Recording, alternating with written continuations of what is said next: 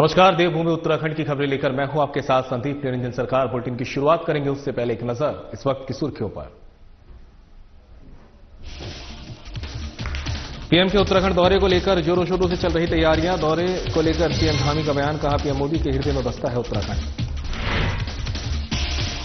देहरादून में यूसीसी को लेकर सीएम धामी ने दिया बयान, कहा लिव इन रिलेशनशिप हमारी संस्कृति का हिस्सा नहीं, लिव इन में रहने वालों को देनी होगी जानकारी। भट्टा फॉल रोपवे में यात्रियों की सुरक्षा को लेकर किया गया अभ्यास, आपदा प्रबंधन के तहत किया गया अभ्यास, तो रोपवे में फंसे यात्रियों को निकालना सकुशल बाहर। नाबालिग अपहरण मामले का हरिद्वार पुलिस ने किया खुलासा, एसएसपी परमेंद्र डोभाल ने मामले का किया खुलासा। नाबालिग की चोरी को सकुशल बरामद कर अपराधी को भेजा जेल। और लक्ष्मण झूला थाना क्षेत्र में तेज रफ्तार का कैट नीलकंठ मोटर मार्ग पर पानी का टैंकर पलटा, टैंकर की चपेट में आने से 2 बाइक क्षतिग्रस्त।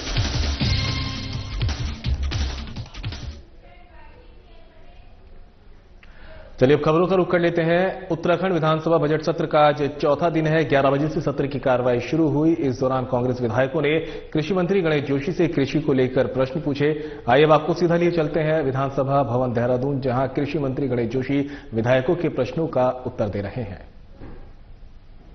कृषक कुछ लोग तो बहुत पढ़े लिखे विद्वान भी हैं कि जो जिनके एजुकेशन का स्तर थोड़ा कम है।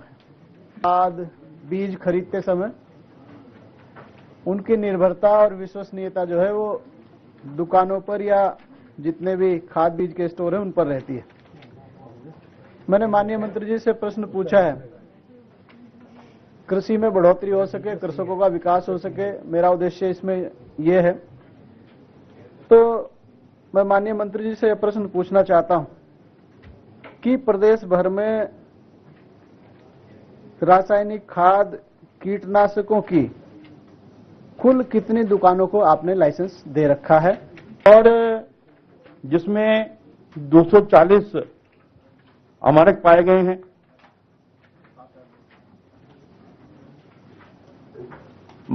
मानक नमूनों की समस्या 87 है, और हमने अमानक पाने पर 5 के हमने लाइसेंस निलंबित किए हैं, और 27 लोगों को हमने चेतावनी इसमें जारी की है पूरे प्रदेश के अंदर। इसी प्रकार कीटनाशक में हमने 6,860 नमूने लिए हैं, जिसमें 353 अमानक पाए गए हैं, और 13 लोगों के हमने लाइसेंस निरस्त किए हैं, और 63 जो है माननीय न्यायालय द्वारा निरस्त किए गए हैं, जिसमें 4,56,500 ऑक्सीजन हमने दिया है, और 3 फर्मों के उन्होंने भी जो है लाइसेंस निरस्त किए हैं, और अभी तक 83 मामले जो है न्यायालय में विचाराधीन हैं। और इसमें हरिद्वार के एक डीलर को 2 साल की सजा व 10,000 का जुर्माना भी जो है हमारा द्वारा किया गया। मैं आपके माध्यम से अपने विद्वान साथी जी को बताना चाहता हूं कि अभी तक हमने कीटनाशक के 1210 लाइसेंस दिए हैं, उर्वरक के 1575 लाइसेंस दिए हैं, और जैसे कि मैंने बताया कि जांच में फेल के कारण कुछ लोगों के निरस्त हुए हैं, तो एग्जैक्ट फिगर मैं तभी आपको दे सकता हूं कि जितने भी हमने निरस्त किए हैं, लेकिन अभी तक जो हमने डीएम्स की संख्या मैं आपको बता चुका हूं। अब ये से जानना चाहता हूं कि उधम सिंह नगर जिले में कितने सैंपल फेल हुए और कितनों के लाइसेंस निरस्त किए। माननीय अध्यक्ष जी, मैं आपके माध्यम से माननीय सदस्य को बताना चाहता हूं कि उधम सिंह नगर में 3 लाइसेंस निरस्त हुए हैं, और 27 लोगों को चेतावनी दी गई है। मत संख्या 2। जी, मैं माननीय मंत्री जी से पूछना चाहता हूं कि प्राकृतिक खेती को बढ़ावा देने के लिए प्राकृतिक कृषि योजना के तहत प्रदेश में कितने जनपदों में कितने हेक्टेयर भूमि चिन्हित की गई है और क्लस्टर 39 हैं और इसके लिए 8 करोड़ की व्यवस्था हमारी सरकार ने की है। इसी प्रकार जो हमारी केंद्र पोषित योजना है national mission of natural farming, इसका कुल क्षेत्रफल 10,000 हेक्टेयर है, कुल क्लस्टर 200 हैं, कुल लागत 30 करोड़ 3 वर्ष में करने का प्रावधान है और जिसमें हमने देहरादून जिले के 11 क्लस्टर जो कि 512 सेक्टर्स में लिया है, विकासखंड सहसपुर, विकासनगर डोईवाला, रायपुर को इसमें हमने लिया है और जो माननीय विधायक जी का क्षेत्र है उसमें भी 3 क्लस्टर जिसमें 150 हेक्टेयर भूमि का चयन इसमें किया है। माननीय अध्यक्ष जी, प्राकृतिक खेती से उत्पादकों के लिए बड़े शहरों में कुछ मेलों, फूड फेस्टिवल आदि में प्राकृतिक खेती से उत्पाद के स्टॉल लगाए जाएंगे। आपके माध्यम से मैं माननीय सचिव को बताना चाहता हूं कि पूर्व में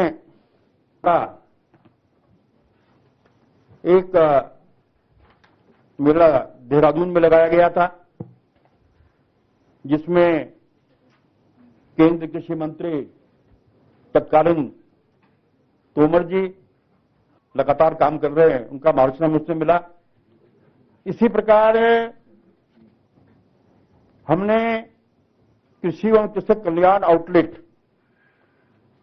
303 पूरे प्रदेश में हमने बनाए हैं। सीएम पुष्कर सिंह धामी पंतनगर पहुंचे। सीएम धामी ने पंतनगर में कृषि एवं प्रौद्योगिकी विश्वविद्यालय द्वारा आयोजित कृषि विज्ञान सम्मेलन में शिरकत की है। आइए अब आपको सीधा लिए चलते हैं पंतनगर विश्वविद्यालय, जहां सीएम पुष्कर सिंह धामी कृषि विज्ञान सम्मेलन में उपस्थित गणमान्य व्यक्तियों को संबोधित कर रहे हैं। और हमारे नौजवान उसी थीम को आत्मसात करते हुए हमने अपने बजट में भी प्रावधान किया है। किसान हमारी प्राथमिकता में हमेशा से रहे हैं। आज मोदी सरकार द्वारा जहां एक और विभिन्न योजनाओं, अभियानों एवं नवाचारों के माध्यम से कृषि उपज बढ़ाने की दिशा में तेजी से कार्य किया जा रहा है, वहीं सभी प्रमुख फसलों की एमएसपी बढ़ाकर किसानों की आय में बढ़ोतरी भी सुनिश्चित की जा रही है। आदरणीय मोदी जी से प्रेरणा लेकर हमारी राज्य सरकार भी किसानों के उत्थान एवं समृद्धि के लिए संकल्पित होकर कार्य कर रही है। वर्तमान में प्रदेश में किसानों को 3 लाख रुपए तक का ऋण बिना ब्याज के देने के साथ ही फार्म मशीनरी बैंक योजना के अंतर्गत कृषि उपकरण खरीदने एवं एप्पल मिशन के अंतर्गत सेब के बागान लगाने पर 80% तक की सब्सिडी दी जा रही है। और इस बार के बजट में भी हमने इसका प्रावधान किया है। इसके साथ ही हम चाय बागान धौला देवी, मुंशियारी, बेताल घाट को जैविक चाय बागान के रूप में परिवर्तित करने का कार्य भी कर रहे हैं। हम प्रदेश में खाद्यान्न खेती के साथ ही सघन खेती को भी बढ़ावा देने के लिए 6 अरोमा वैलियों को विकसित करने की योजना पर भी हम काम कर रहे हैं। इसके साथ ही कई विभिन्न योजनाओं, नवाचारों और प्रशिक्षण कार्यक्रमों के माध्यम से उत्तराखंड के किसान भाइयों को प्रशिक्षित करने का प्रयास किया जा रहा है। मुझे आप सभी को ये बताते हुए प्रसन्नता हो रही है कि इस वर्ष के बजट में हमने किसानों एवं पशुपालकों के उत्थान हेतु करीब 463 करोड़ रुपए का अलग से भी प्रावधान किया है। भाइयों बहनों, अन्नदाताओं का उत्थान सुनिश्चित करने की दिशा में गोविंद वल्लभ पंत कृषि एवं प्रौद्योगिकी विश्वविद्यालय लंबे समय से कार्य कर रहा है।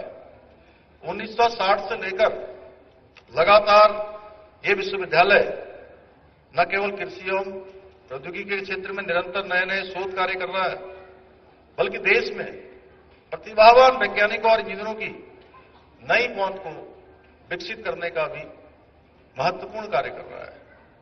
और बहुत खुशी होती है जब मैं देश में या दुनिया में कहीं भी जाता हूं तो मुझे कोई न कोई इस विश्वविद्यालय से निकला हुआ छात्र या कोई छात्रा जो किसी बड़े प्रतिष्ठित पद पर कहीं न कहीं किसी न किसी रूप में देश समाज की सेवा करने वाले जरूर मुझे मिलते हैं। बहुत आत्मीयता से सब लोग मिलते हैं और बड़ा गौरव का अनुभव होता है कि हमारा ये जो कृषि विश्वविद्यालय है उन्होंने नए नए आयाम गढ़े हैं, नित नई ऊंचाइयों को छुआ है। इसी क्रम में यहां आयोजित हो रहा ये कृषि विज्ञान सम्मेलन उत्तराखंड के साथ साथ पूरे देश के कृषि क्षेत्र में वैज्ञानिक दृष्टिकोण को और अधिक समृद्ध करने में सहायक सिद्ध होगा। मैं इस सम्मेलन में आए हुए सभी किसान भाइयों से एवं बहनों से आह्वान करता हूं कि आप लोग यहां पर जो स्टॉल लगाए गए हैं उन पर जरूर जाएं। और सच में कई बार ऐसे सम्मेलनों में हमें इतने सारे वैज्ञानिक एक साथ मिलते हैं, इतने सारे शोध अनुसंधान करे हुए विशेषज्ञ हमको मिलते हैं। तो ये बहुत बार ऐसा होता है कि केवल हम सुनते हैं और बहुत बार बहुत सारी चीजें हमसे केवल ऊपर ऊपर चली जाती हैं। मैं आपसे अनुरोध करना चाहता हूं कि आप लोग इसमें गहराई से जाइए, बिल्कुल गहराई से जाइए और नई नई तकनीकी, नए नए अनुसंधान जो बहुत परिश्रम और मेहनत से किए गए हैं उन सब का लाभ अवश्य उठाएं। और उसका लाभ तभी आपको मिल पाएगा जब आप ठीक प्रकार से उसमें एकदम अंदर तक जाएंगे, हर एक जानकारी को जानने का प्रयास करेंगे। और जो हमारे स्टॉल लगे हैं उन पर विजिट भी करने के साथ साथ सम्मेलन के दौरान जो पर्वतीय क्षेत्रों में कृषि में नवाचार है, डिजिटल कृषि, जलवायु परिवर्तन और स्मार्ट पशु धन पालन जैसे विभिन्न विषयों पर आयोजित होने वाली पैनल चर्चाओं एवं सेमिनार में भी अवश्य प्रतिभाग करें।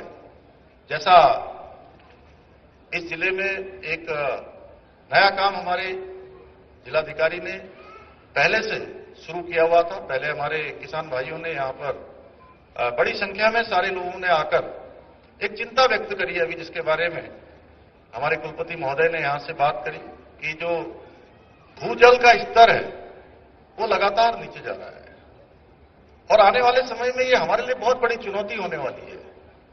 देश के अनेक राज्यों में जो धान की खेती बेमौसम जो होती है उस पर रोक लगाने का निर्णय लिया।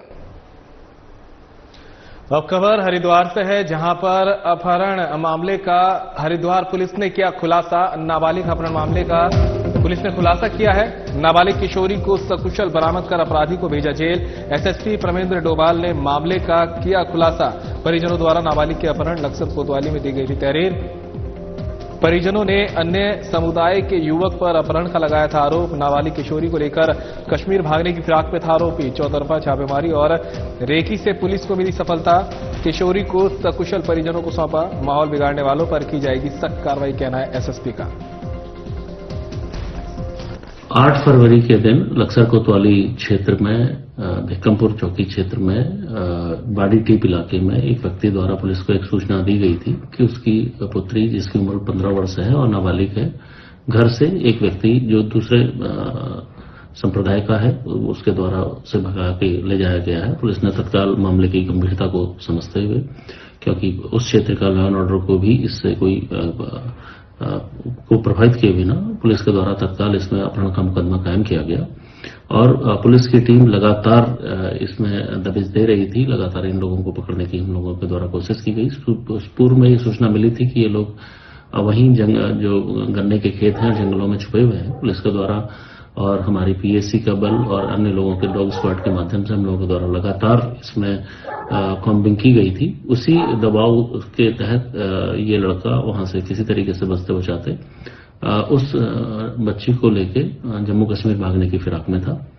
आरोपी वाजिद इसको कल भगवानपुर थाना क्षेत्र के पास में एक जम्मू कश्मीर जाने की जब फिराक में था, पुलिस के द्वारा इसको पकड़ा गया है और इसको तत्काल हिरासत में लेने के बाद बच्ची को इससे सकुशल छुड़ाया गया है। उसको अभी उनके परिजनों के पास भेजा गया है और आवश्यक जो भी हमारी वैधानिक कार्रवाई है वो इसमें की जा रही है और तत्काल पोक्सो में इसमें अभियोग पंजीकृत करते हुए 137(2) में अभियोग पंजीकृत किया गया है और पोक्सो के अधिनियमों के अधीन ये व्यक्ति इसको अभी न्यायालय में पेश किया गया है और इसके खिलाफ सख्त से सख्त कार्रवाई पुलिस के द्वारा की जाएगी और इसमें जो भी लोग जो धार्मिक सौहार्द को बिगाड़ने का प्रयास कर रहे हैं वो भी पुलिस को उसमें भी हम लोग काम कर रहे हैं और अगर इस तरीके का कोई धार्मिक सौहार्द बिगाड़ने की कोशिश करता है तो उसके खिलाफ भी सख्त कार्रवाई हम लोगों के द्वारा की जाएगी।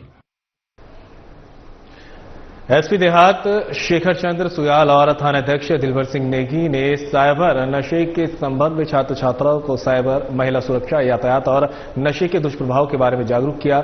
इस दौरान छात्र छात्राओं ने भी रुचि दिखाई। एसएसपी हरिद्वार के निर्देश पर एसपी देहात शेखर चंद्र सुयाल ने बढ़ते हुए साइबर अपराध और नशे पर लगाम लगाने के उद्देश्य से कार्यक्रम का आयोजन कर युवाओं को जागरूक कर वर्तमान में बढ़ते हुए साइबर अपराध, रोड सेफ्टी, नशे पर लगाम लगाने और नशे के दुष्प्रभावों के संबंध में बताया और कहा कि किसी भी अनजान व्यक्ति को अपना पर्सनल डाटा शेयर न करना, लॉटरी आदि के झांसे में न आए और पैसे का ट्रांजैक्शन करने से पहले सही जानकारी करें और किसी आपत्तिजनक पोस्ट, वीडियो को शेयर करने से बचे। अपने खाता संबंधी जानकारी, पैन कार्ड, एटीएम कार्ड व एटीएम कोड आदि अन्य को साझा न करें। इस दौरान छात्र छात्राएं और कर्मचारियों ने भी आश्वासन दिया कि वे भी समाज में नशे के दुष्प्रभाव और साइबर अपराध के संबंध में जागरूक कर प्रचार प्रसार करेंगे।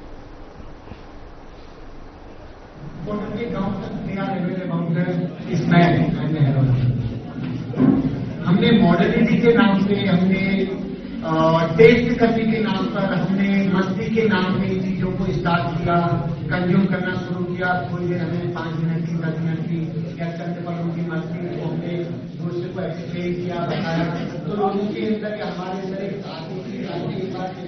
हो गया। लेकिन कई एग्जाम्पल हम ऐसे देख चुके हैं जो पहली बात लक्ष्मण झूला थाना क्षेत्र अंतर्गत नीलकंठ मोटर मार्ग पर एक पानी का टैंकर अनियंत्रित होकर निचली सड़क पर पलट गया। घटना में सड़क किनारे खड़ी 2 मोटरसाइकिल चपेट में आकर क्षतिग्रस्त हो गई। गनीमत रही कि कोई व्यक्ति टैंकर की चपेट में नहीं आया, जिससे बड़ा हादसा होने से टल गया। टैंकर का चालक भी सुरक्षित बताया गया है। क्रेन की मदद से टैंकर को सड़क से हटाकर किनारे किया गया। जानकारी के मुताबिक लक्ष्मण झूला थाना क्षेत्र अंतर्गत नीलकंठ मोटर मार्ग पर पानी का टैंकर अनियंत्रित होकर निचली सड़क पर पलट गया। टैंकर के पलटने से सड़क पर जाम लग गया। घटना को देखकर स्थानीय लोग मौके पर पहुंचे और उन्होंने टैंकर के चालक को सुरक्षित बाहर निकाला। सूचना देकर टैंकर सड़क से हटाने के लिए क्रेन को भी बुलाया। स्थानीय लोगों ने बताया कि घटना में 2 बाइक टैंकर की चपेट में आने से क्षतिग्रस्त हुई है। कोई भी जान का नुकसान नहीं हुआ है। पुलिस ने बताया कि मामले में कोई शिकायत नहीं मिली है। शिकायत मिलने पर कार्रवाई की जाएगी।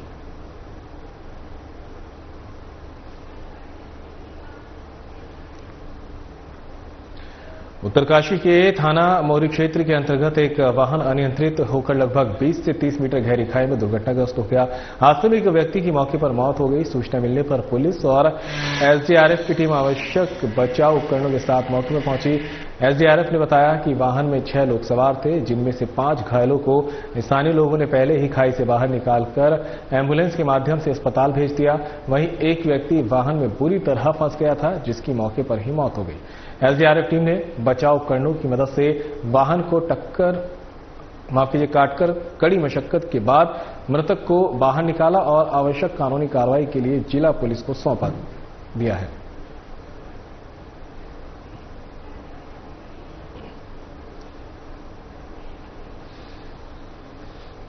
आपदा प्रबंधन के तहत भट्टा फॉल रोपवे में यात्रियों की सुरक्षा को लेकर अभ्यास किया गया। इस मौके पर सभी विभागों ने आपसी तालमेल दिखाते हुए रोपवे में फंसे यात्रियों को सकुशल निकाला। मसूरी कोतवाल संतोष कुमार ने बताया कि उत्तराखंड आपदा के तहत संवेदनशील है। किस प्रकार से आपदा प्रबंधन की टीम समय रहते जानमाल की हिफाजत करती है, उसका एक नमूना देखने को मिला, जिसमें सभी विभागों ने बढ़ चढ़कर भागीदारी निभाई है। वहीं भारत तिब्बत सीमा पुलिस बल की सहायक सेनानी सुभाष चंद्र ने कहा कि भारत तिब्बत सीमा पुलिस बल लगातार आपदा के समय बढ़ चढ़कर जानमाल की सुरक्षा करती है। आज भी मॉक ड्रिल के माध्यम से जानमाल की सुरक्षा की गई है। वहीं एनडीआरएफ के अजय पंत ने कहा कि सभी विभागों ने आपसी तालमेल का परिचय देते हुए रोपवे में फंसे यात्रियों को सकुशल निकाला है। आपदा प्रबंधन के तहत किए गए अभ्यास पूरी तरह से सफल रहे। जैसे कि आप सबको पता है कि मॉक ड्रिल थी, जिसमें सभी विभागों के जो है अधिकारी कर्मचारी शामिल थे, जैसे कि एनडीआरएफ है, आईटीबीपी है, लोकल पुलिस है, फायर सर्विस है, अपना स्वास्थ्य विभाग से थे और भी तमाम विभागों से यहाँ सब आए थे। सभी ने एनडीआरएफ, एसडीआरएफ और फायर वगैरह ने सभी ने यहाँ पे जो है प्रैक्टिस करी है, मॉक ड्रिल करी है।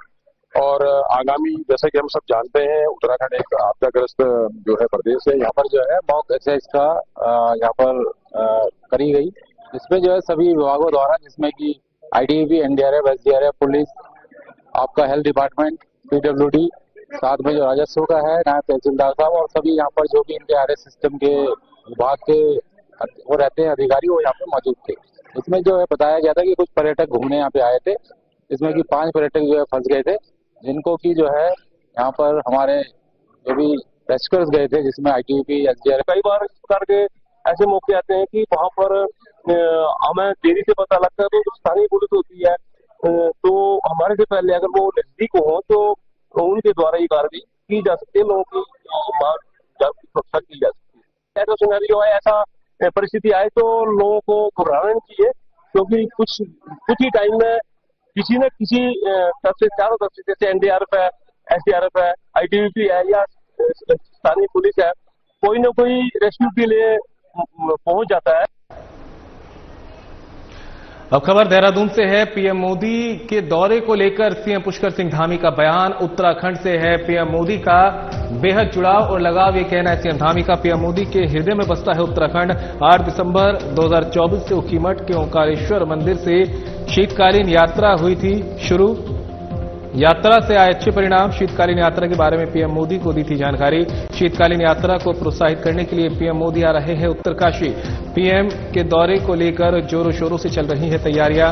उत्तरकाशी, मुखवा, हर्षिल, तीर्थ पुरोहित और धार्मिक संगठनों के लोग पीएम के स्वागत के लिए तैयार। पीएम मोदी का दौरा उत्तराखंड के लिए रहता है सुखद। प्रधानमंत्री जी का हमारे राज्य से बहुत जुड़ाव है, बहुत लगाव है। उनके हृदय में उत्तराखंड बसता है और शीतकालीन यात्रा जो हमने इस वर्ष प्रारंभ की है, पिछले वर्ष से दिसंबर माह से, हमने 8 दिसंबर 2024 को ऊखीमठ के ओंकारेश्वर मंदिर से इस यात्रा का शुभारंभ हुआ है और इस यात्रा के अच्छे परिणाम आए हैं। आदरणीय प्रधानमंत्री जी ने भी उस यात्रा को प्रोत्साहित करने के लिए देश दुनिया का ध्यान हमारे राज्य की ओर आए, हमारी शीतकालीन यात्रा में आए और पूरे साल भर लोग आए, यात्रा आए। हमने उनको यात्रा के बारे में जैसे ही उनको बताया तो उन्होंने कहा कि मैं भी इस यात्रा में शामिल होना चाहूंगा और वो मुखवा आ रहे हैं, उसकी तैयारियां चल रही हैं। और वो जब भी आते हैं, चाहे वो भारत के पहले गांव माणा गांव में आना हो, उनका इन्वेस्टर समिट में आना हो या आदि कैलाश की यात्रा हो, हर यात्रा हमारे लिए बहुत सुखद होती है और पूरा उत्तराखंड हमारा दुनिया के नक्शे में आता है, देश के नक्शे में आता है। तो हम सब लोग और हर्षिल के लोग, मुखवा के लोग, उत्तरकाशी के लोग, सीमांत क्षेत्र के हमारे तीर्थ पुरोहित, हमारे धार्मिक संगठनों के लोग, सभी लोग उनका स्वागत करने के लिए तैयार हैं। देहरादून से हमारे सहयोगी अमित नौटियाल इसी खबर पर ज्यादा जानकारी के लिए हमारे साथ जुड़ गए हैं। अमित, पीएम मोदी का दौरा है, क्या कुछ तैयारियां चल रही है और ये दौरा कब के लिए प्रस्तावित है? बिल्कुल संदीप, अगर बात की जाए तो शीतकालीन यात्रा जो यहाँ पर शुरू हुई थी दिसंबर माह से, उसको लेकर लगातार सरकार को अच्छा फीडबैक मिल रहा है और काफी संख्या में लोग जो 4 धाम के शीतकालीन स्थल है वहाँ पर तो कई लोग पहुंच रहे हैं। तो इसी को लेकर अब देश के प्रधानमंत्री नरेंद्र मोदी जी 27 तारीख उनका प्रस्तावित दौरा है, तो इसको लेकर उत्तरकाशी जिला प्रशासन या फिर प्रशासन, शासन प्रशासन की ओर से तैयारियां जोर शोर से कर दी गई है। हालांकि हर्षिल मुखबा का सबसे पहले वो दौर पहुंचेंगे और वहाँ का जो गंगा माता का जो स्थल है, तो शीतकालीन स्थल, वहाँ पर पूजा पूजा करेंगे और उसके बाद जो ग्रामीण काफी लोगों को लेकर काफी जो पीएम मोदी का दौरा है वो काफी बड़ा अहम माना जा रहा है, क्योंकि अभी से जो मुखबा या हर्षिल गांव के जो ग्रामीण है उन्होंने लेकर तैयारी कर ली है। हालांकि मुख्य सचिव राधा रतूर ने भी इसको लेकर बैठक की थी, उन्होंने भी जल्द तैयारियों को लेकर कहा है कि जल्द उत्तरकाशी का निरीक्षण किया जाएगा, जहाँ भी तमाम प्रकार की जो खामियां है उसको जल्द दुरुस्त किया जाएगा। हालांकि इस दौरान हेलीपैड निर्माण, पीएम मोदी के दौरान जो सुरक्षा व्यवस्था है वो किस तरह से चाव पहुंचे, तो इसको लेकर भी वो निरीक्षण करेंगे। हालांकि पीएम मोदी का जो दौरा है वो शीतकालीन यात्रा को किस तरह से बढ़ावा दिया जा रहा है, तो इसको लेकर पीएम मोदी यहाँ उत्तरकाशी पहुंच रहे हैं। हालांकि जब सीएम पुष्कर सिंह धामी ने कहा कि जब भी प्रधानमंत्री उत्तराखंड के दौरे पर आए, वो चाहे कैलाश मानसरोवर की यात्रा हो या फिर केदारनाथ हो या फिर ग्लोबल समिट में आए, जब प्रधानमंत्री उत्तराखंड के दौरे पर आए तो यहाँ पर एक अच्छा सुखद यात्रा रही है उनकी। जो यात्रा होती है यहाँ पर काफी, जब से वो केदारनाथ में थे तो यहाँ से काफी संख्या में यहाँ पर लोग श्रद्धालु पहुंच रहे। हालांकि जब शीतकालीन यात्रा को, जब शीतकालीन 6 महीने यहाँ पर जब कपाट खुले रहते हैं तो उस समय सभी लोग दर्शन कर सकते हैं। हालांकि जब 6 महीने के बाद कपाट बंद हो जाते हैं, जो उनके शीतकालीन प्रवास स्थल होते हैं, तो उसको भी लेकर भी सीएम पुष्कर सिंह धामी ने बड़ा फैसला करा है। इस बात से जो यात्रा शुरू की है शीतकालीन यात्रा, हालांकि इस दौरान काफी संख्या में लोग, या फिर मुखबा की बात की जाए या फिर जो यमुनोत्री का शीतकालीन प्रवास स्थल है खरसाली, वहां पर भी काफी संख्या में लोग पहुंच रहे हैं, या फिर बद्रीनाथ केदारनाथ के जो शीतकालीन प्रवास स्थल है वहां पर काफी संख्या में श्रद्धालुओं का आवागमन हो रहा है। बिल्कुल हमें तमाम जानकारी के लिए आपका बहुत बहुत शुक्रिया। और फिलहाल बुलेटिन में मेरे साथ इतना ही, दीजिए इजाजत, नमस्कार।